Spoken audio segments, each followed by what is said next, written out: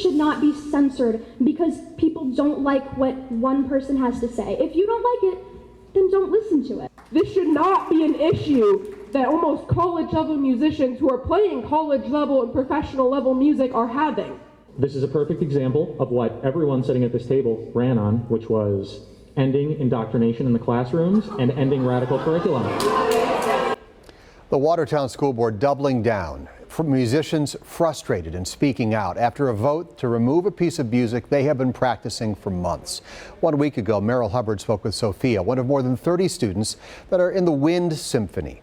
Last night, she met with Omar Thomas, the composer of A Mother of a Revolution. That's the title of the piece of music in question. Tonight, Merrill attended a chaotic school board meeting where the board followed through on their threat to nix that song from the symphony's upcoming spring concert. You're an embarrassment to the country. I've been able to A meeting that turned into a screaming match.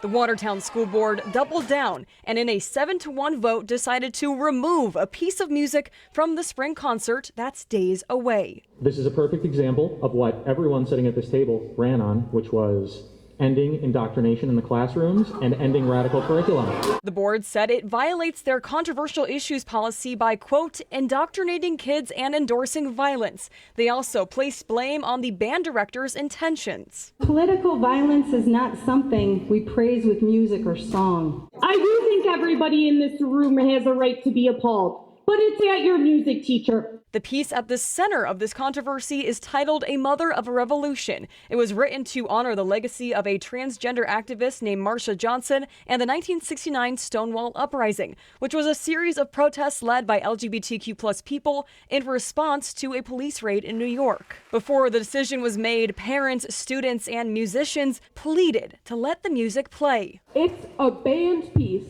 with no lyrics that is very technically challenging.